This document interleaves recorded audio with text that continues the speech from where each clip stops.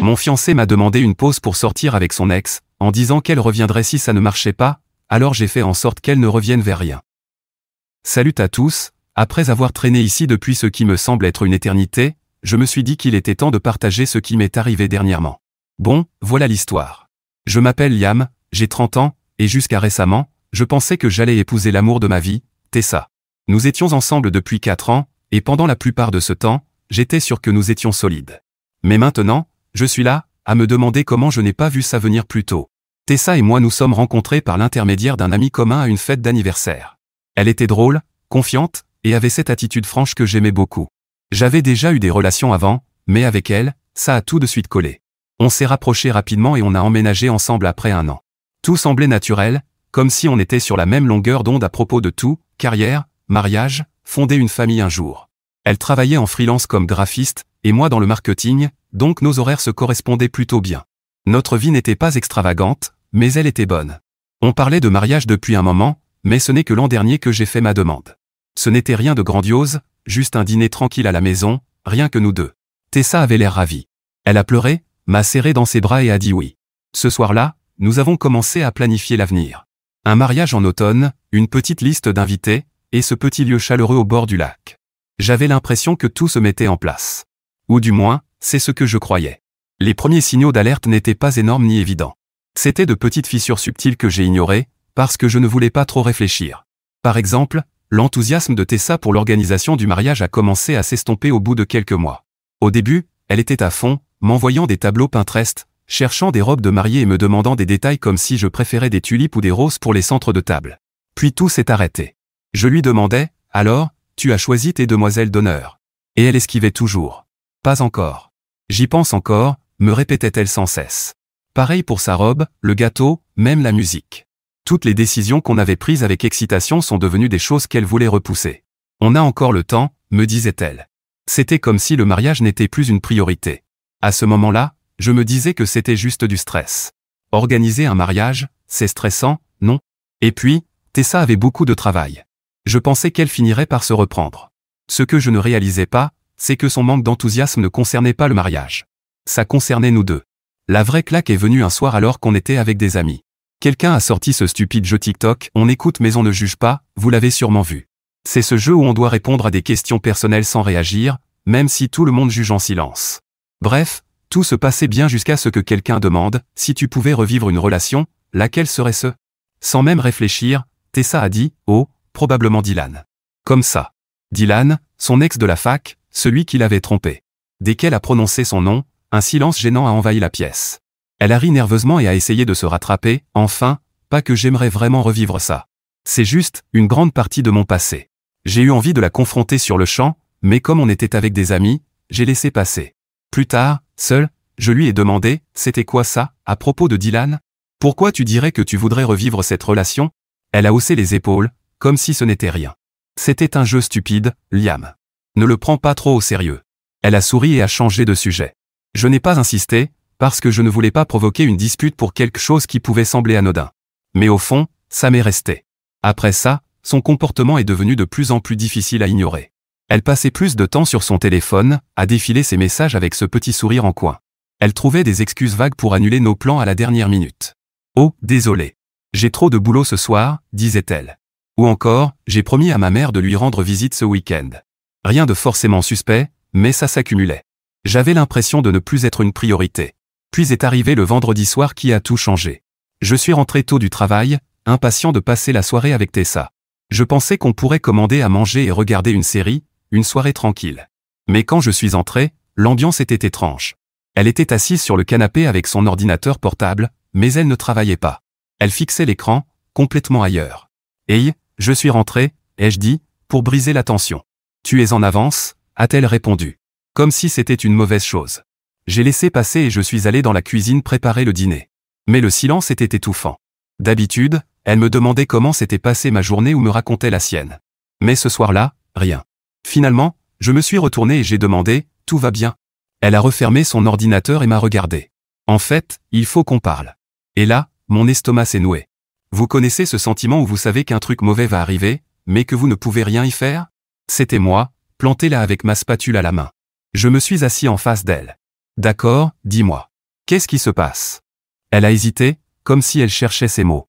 Puis elle a lâché, j'ai beaucoup réfléchi à nous, et à Dylan. J'ai failli rire. Dylan? Sérieusement? Quoi à propos de lui? Elle a mordu sa lèvre et a détourné le regard. Je crois que j'ai besoin de temps pour clarifier mes sentiments.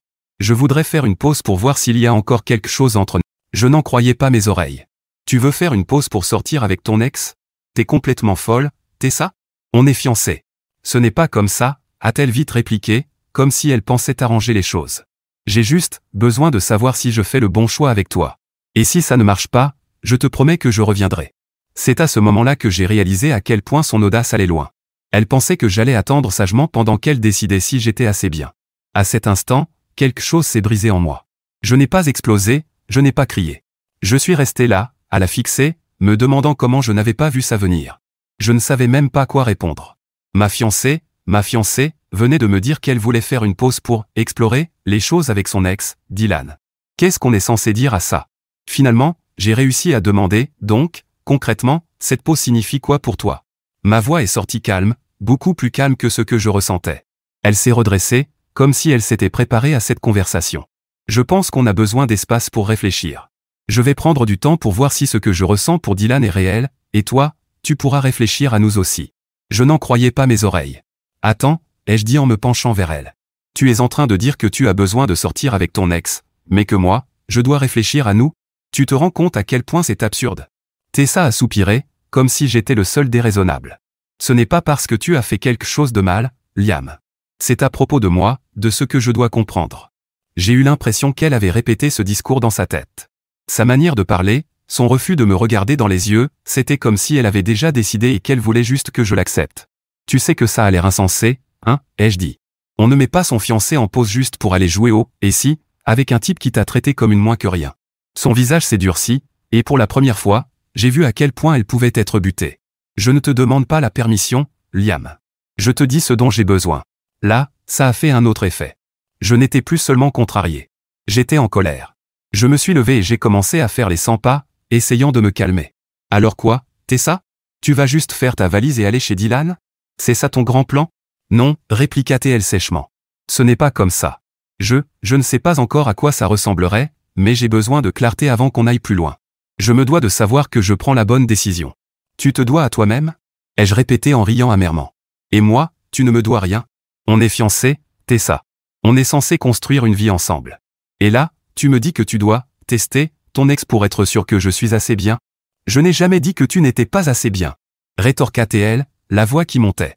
Mais si on doit passer le reste de notre vie ensemble, je dois en être certaine. Et pour l'instant, je ne le suis pas. C'était ça. Le problème, ce n'était pas seulement qu'elle voulait explorer quelque chose avec Dylan. C'était qu'elle n'était pas sûre de moi. Après 4 ans ensemble, après tous les projets qu'on avait faits, elle n'était toujours pas sûre. Ça m'a frappé d'un coup. Elle ne réalisait même pas à quel point sa demande était blessante et ridicule. Pour elle, c'était raisonnable, comme si j'allais juste attendre qu'elle termine ses petits délires dans sa tête. Je me suis arrêté de marcher et je l'ai regardé, vraiment regardé. Tu sais quoi? D'accord, ai-je dit d'un ton plat. Prends ta pause. Elle a cligné des yeux, surprise que j'accepte si facilement. Liam, je ne cherche pas à te blesser. J'ai juste besoin d'espace pour réfléchir. J'ai hoché la tête, gardant un visage neutre. D'accord, si c'est ce dont tu as besoin. Elle a hésité, comme si elle s'attendait à ce que je me batte pour elle. Comme je ne disais rien, elle s'est levée, a pris son ordinateur et a marmonné, je vais rester chez ma mère un moment. Ce n'est pas définitif. On en reparlera quand j'aurai eu du temps. Ok, ai-je simplement répondu. Elle m'a lancé un regard incertain, puis a disparu dans la chambre. J'entendais ses affaires jetées dans un sac. Je suis resté sur le canapé, calme en apparence, mais mon esprit tournait déjà. Si elle voulait tellement sa pause, très bien. Qu'elle l'ait. Quelques minutes plus tard, j'ai entendu la porte d'entrée claquer. Elle était partie, pensant sûrement qu'elle me laissait là attendre et à me ronger. Elle n'avait aucune idée que je n'allais pas rester planté. Elle pouvait avoir son fantasme, mais moi, j'avais déjà mes propres plans. Je ne sais pas combien de temps je suis resté assis avant de reprendre mes esprits. La première chose que j'ai faite, c'est d'attraper mon téléphone et d'appeler mon pote Noah. Noah est mon meilleur ami depuis la fac, et c'est le genre de type qui ne prend pas de gants. Si j'avais besoin que quelqu'un me dise que je n'étais pas fou de sentir que ma vie venait de s'effondrer, c'était lui. Yo, quoi de neuf, dit-il d'un ton détendu en décrochant. Tessa veut faire une pause pour sortir avec son ex, ai-je lâché. Un long silence a suivi. Quoi? T'es sérieux? Elle t'a dit ça en face? Ouais, Ai-je soufflé en me frottant la tempe. Elle a fait sa valise et est partie comme si de rien n'était. Elle dit qu'elle a besoin de clarté. Noah a sifflé entre ses dents. Mec, c'est vraiment tordu. Ça va? Pas vraiment, ai-je admis. Je ne sais même pas comment digérer ça. 4 ans, mec. 4 ans, et elle est encore bloquée sur Dylan. Tu veux que je passe? Proposa Théil. On peut commander à manger. En parler. Ouais. En fait, ce serait top, ai-je dit. Environ 1 heure plus tard, Noah est arrivé avec des pizzas. Il n'a même pas attendu que je raconte tout. Il a juste écouté pendant que je déversais tout. Quand j'ai eu fini, il secouait la tête. Frérot, elle ne vaut pas ça, dit-il. Si elle ne voit pas ce qu'elle a avec toi, c'est son problème. Tu vaux mieux que de n'être qu'une option de secours. J'ai hoché la tête. Mais ça ne m'a pas soulagé pour autant. Ce n'était pas seulement perdre Tessa. C'était perdre l'avenir que je pensais construire avec elle. J'avais imaginé une vie avec elle. Le mariage, les enfants, tout ça. Et maintenant, tout s'était envolé. On est resté éveillé tard, à parler et à regarder la télé. Et pour la première fois depuis des heures, j'ai commencé à me sentir un peu moins comme si le sol s'effondrait sous mes pieds. Je n'avais pas encore de plan, mais une chose était claire, je n'allais pas laisser Tessa me garder en laisse pendant qu'elle décidait de ce qu'elle voulait. Le lendemain matin, mon téléphone a vibré. Je me suis retourné, encore à moitié endormi, et j'ai plissé les yeux sur l'écran. Tessa, évidemment. On peut parler? Je suis resté à fixer le message un moment, encore embrumé. Elle voulait parler? Sérieusement? Après tout ce qu'elle avait balancé, maintenant elle voulait jouer la fiancée préoccupée? J'ai pensé qu'elle avait peut-être réalisé à quel point elle avait été stupide la veille. Je me suis traîné jusqu'à la cuisine pour me faire un café. Pas question de gérer ces bêtises avant caféine. Adossé au plan de travail, en sirotant ma tasse, mon esprit tournait. Elle avait vraiment le culot de revenir en mode « tu me dois ta patience ». Je ne ressentais plus de colère. Pas vraiment. C'était plus de l'incrédulité. Comment quelqu'un pouvait être à ce point aveugle, tellement enfermé dans son propre délire qu'il pensait que ce genre de truc était acceptable? Mais il n'était pas question que je le montre. Non. Si elle voulait jouer à ce jeu, très bien. Mais ce n'est pas moi qui allais perdre. Finalement, j'ai pris mon téléphone et répondu « bien sûr ». Passe plus tard. Court. Simple. Qu'elle pense encore avoir le contrôle. Quelques heures plus tard, elle était là, à la porte, comme si de rien n'était. Soignée, apprêtée, comme si elle avait passé un temps fou à perfectionner ce look calme et posé. Ses cheveux étaient impeccables, son maquillage parfait. Je pouvais voir qu'elle avait répété ce qu'elle allait dire. Elle était prête à me vendre son petit discours. Je me suis écarté pour la laisser entrer, sans un mot. Elle s'est installée sur le canapé comme si elle était encore chez elle. « Merci de m'avoir laissé venir », dit-elle doucement, comme si elle me faisait une faveur.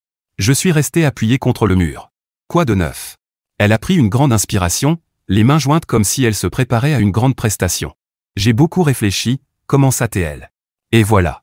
Et je crois avoir trouvé un moyen pour qu'on avance, continua-t-elle, avec un ton trop mesuré, trop répété. J'ai hoché la tête, gardant mon visage neutre. D'accord. Vas-y, je t'écoute. Eh bien, dit-elle, clairement en train de préparer son grand coup. Je pense que la meilleure chose pour nous, pour l'instant, c'est de mettre les préparatifs du mariage en pause. Juste temporairement. Comme ça, je prends le temps dont j'ai besoin pour clarifier les choses. Ensuite, on pourra reprendre là où on en était, une fois que je serai sûr de nous. Je l'ai fixé, attendant le rebondissement. Mais non, elle ne plaisantait pas. Elle croyait vraiment que c'était raisonnable. C'est ça ton grand plan? Ai-je demandé en arquant un sourcil. Oui, dit-elle en hochant la tête, comme si elle venait de résoudre une crise mondiale. C'est pratique, Liam. On a mis tellement de temps, d'efforts et d'argent dans cette relation. Je ne veux pas tout gâcher à cause de quelque chose qui, à long terme, ne comptera peut-être même pas. Cette phrase résonnait dans ma tête, quelque chose qui pourrait ne même pas compter. Elle parlait de nous, de notre relation, comme d'un simple portefeuille d'investissement qu'elle ne voulait pas liquider. J'ai senti un rire monter, mais je l'ai retenu. Pas encore. Qu'elle continue. Tu es d'accord avec ça, non? Demanda-t-elle, penchant légèrement la tête, comme si elle ne comprenait vraiment pas pourquoi je ne réagissais pas. Bien sûr, dis-je en haussant les épaules. Ses yeux croisèrent les miens, comme si elle n'arrivait pas à croire que j'avais accepté si facilement. Attends. Tu es d'accord avec ça? Ouais, répondis-je d'un ton égal. Si c'est ce dont tu as besoin, vas-y. Elle cligna des yeux, clairement déstabilisée. Elle s'attendait sûrement à ce que je proteste, que je me batte, peut-être même que je la supplie de rester. Au lieu de ça, je ne lui donnais rien. Je ne veux juste pas que tu penses que ça veut dire que je ne tiens pas à toi, ajouta-t-elle rapidement, cherchant à combler le silence. J'ai juste besoin d'espace pour comprendre ce que je veux vraiment. Ce n'est pas définitif. Compris, dis-je en hochant la tête. Un instant, elle me fixa, essayant de lire mon visage. Mais je ne lui laissai rien paraître. Qu'elle reste à mijoter dans son malaise. Elle se leva, lissa ses mains sur son jean. Je vais rester quelque temps chez ma mère, dit-elle. Ce n'est pas pour toujours. On parlera une fois que j'aurai pris du recul. D'accord, répondis-je d'une voix neutre. Elle hésita, comme si elle voulait dire autre chose, mais elle attrapa simplement son sac et se dirigea vers la porte. Merci de comprendre, dit-elle en s'arrêtant avant de sortir. Je hochai encore la tête, le visage impassible. Après son départ, je restai planté là un moment, me demandant comment je pouvais encore la voir comme une épouse. Elle était partie réfléchir à son ex, et elle croyait vraiment que j'allais rester ici à attendre qu'elle décide si j'étais assez bien pour entrer dans sa petite vie idéale. Mais elle n'avait rien compris. Ce n'était plus sa décision. Je me dirigeai vers la fenêtre et regardai sa voiture quitter l'allée. Elle devait sûrement se sentir soulagée, croyant avoir gagné du temps pour clarifier les choses avec Dylan. Qu'elle le pense. La vérité, c'est que ma décision était déjà prise. Je n'allais pas me battre, ni mendier, ni attendre quelqu'un qui trouvait normal de me mettre en réserve pendant qu'elle explorait ses doutes. Elle pouvait avoir sa pause. Elle pouvait avoir Dylan. Moi, j'en avais fini. Et le plus surprenant, je ne ressentais même plus de colère. Je me sentais libre. Comme si un interrupteur s'était éteint dans ma tête. Tout ce temps, je m'étais inquiété de ce qu'elle voulait, de ce dont elle avait besoin, de comment réparer les choses. Mais maintenant, il s'agissait de moi. Je m'assis sur le canapé. Je pouvais déjà entendre sa voix dans ma tête, quelques semaines ou mois plus tard, en train d'essayer de revenir. J'ai fait une erreur, Liam. J'avais besoin de clarté. Mais maintenant je sais ce que je veux vraiment. Trop tard. La vie ne marche pas comme ça. Je n'avais aucune intention de rester planté là à espérer son retour. Ce n'était pas un jeu, ni une vengeance. C'était avancé. Elle avait fait son choix, moi aussi. La semaine suivante, j'ai mis les choses en marche. Pas pour me venger, mais pour effacer toute trace d'elle et reprendre le contrôle. J'ai commencé par les préparatifs du mariage. J'ai ouvert mon ordinateur portable et tout annulé. La salle, le photographe, le traiteur. Tout devait disparaître. Certaines cautions n'étaient pas remboursables, mais je m'en fichais. Ce n'était pas une question d'argent. C'était clore ce chapitre. En parcourant les mails, je ne pus m'empêcher de sourire. Elle devait s'imaginer que je restais là, dévasté, à attendre qu'elle réalise que je valais mieux que son ex et qu'elle revienne en rampant. Elle n'avait aucune idée que je l'effaçais de ma vie, un clic après l'autre. Puis, la maison. Le plus ironique, c'est que Tessa agissait toujours comme si c'était notre maison. Elle avait choisi les couleurs, râlé pour des coussins, insisté pour mettre ses affreux rideaux au salon. Mais ce qu'elle n'avait jamais compris, c'est que la maison était à moi. Mon nom sur l'acte, mon argent dans l'hypothèque. J'ai appelé mon pote Noah, qui m'a mis en relation avec un agent immobilier. En quelques jours, j'avais les papiers prêts pour la mettre en vente. Mon plan était simple, vendre, tourner la page, et ne rien laisser à Tessa ou revenir. Elle voulait de l'espace ? Parfait. Qu'elle reparte de zéro. Et le meilleur ? Elle avait laissé toutes ses affaires en partant. Vêtements, livres, et ces horribles pancartes Live Log Love qu'elle mettait partout. J'ai tout emballé, tout déposé chez sa mère. Pas de message, pas d'avertissement. Juste un mot, voici tes affaires. Bonne chance avec Dylan. Mesquin ? Peut-être. Mais je m'en fichais. Puis j'ai attendu. Comme prévu, une semaine plus tard, mon téléphone a vibré. C'était elle. On peut parler ? Je pense qu'on doit mettre les choses à plat. J'ai éclaté de rire. Elle devait avoir compris que sa petite fantaisie avec Dylan n'était pas si parfaite. J'ai décidé de voir comment ça tournerait. Bien sûr, ai-je répondu. Passe demain. Le lendemain, elle est arrivée. Le choc sur son visage valait tout l'or du monde. Elle entra, s'arrêta net, ses yeux parcourant les murs nus, les étagères vides, les cartons empilés. « Qu'est-ce qui se passe ici ?» demanda-t-elle d'une voix tremblante. « Je vends la maison », répondis-je tranquillement, comme si je parlais à un voisin. Sa mâchoire se décrocha. « Quoi ? Tu vends notre maison ? » ?»« Ce n'est pas notre maison, Tessa, » rétorquai-je en la laissant encaisser. « C'est la mienne. Et je n'ai plus besoin d'autant d'espace. » Elle me regarda comme si je venais de la gifler. « Pourquoi tu ne m'as rien dit ? Pourquoi je l'aurais fait ? C'est toi qui es parti, tu te souviens ? » Son visage pâlit. « Attends. Donc tu planifiais ça depuis le début ? Tu veux juste tourner la page ? » Je haussai les épaules. Qu'est-ce que j'étais censé faire d'autre ? T'attendre ? Elle secoua la tête, la voix brisée. Liam, non. Ce n'est pas ce que je voulais dire quand j'ai dit que j'avais besoin de temps. Tu ne pensais pas que je prendrais ça au sérieux ? L'interrompis-je. Tu as dit que tu avais besoin d'espace pour savoir si tu voulais moi ou Dylan. Alors je te l'ai donné. Elle fit un pas vers moi, la voix tremblante. Mais je ne le pensais pas comme ça. Je croyais que tu avais compris. Je ne mettais pas fin à notre histoire. J'avais juste besoin de clarté. Je ris en secouant la tête. De la clarté ? Tessa, tu ne voulais pas de la clarté. Tu voulais un filet de sécurité. Tu pensais pouvoir tester Dylan et revenir ici comme si de rien n'était. Désolé, mais ça ne marche pas comme ça. Son masque s'effondra complètement. Liam, je t'en prie, j'ai fait une erreur. Dylan, il n'est pas ce que je croyais. Il n'a pas changé. J'ai été stupide. Je le vois maintenant. Ne fais pas ça. Ne nous jette pas. Je croisai les bras et plantai mon regard dans ses yeux embués. Tu as raison sur un point, Tessa. Tu as été stupide. Pas seulement pour être retourné vers Dylan, mais aussi pour avoir cru que j'allais accepter d'être ton plan de secours. Elle agrippa mon bras, la voix désespérée. Non, ce n'était pas ça. Je te jure. J'ai paniqué. J'avais peur. Mais maintenant je sais que c'est toi. Ça a toujours été toi. S'il te plaît, on peut arranger ça. On peut encore se marier. Je retirai mon bras d'un geste sec et secouai la tête. Non. On ne peut pas. Tu as fait ton choix, Tessa. Tu as choisi le doute. Tu as choisi Dylan. Et maintenant, je choisis moi. Son visage s'effondra, elle éclata en sanglots. Liam, je t'en supplie. Je ferai n'importe quoi pour arranger ça.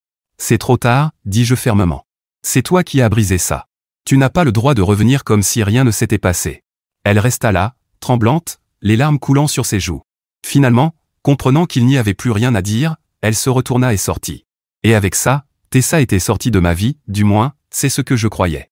J'ai vendu la maison, emménagé dans mon nouvel appartement, et j'ai commencé à effacer tout ce qui la concernait. Je n'étais pas amer.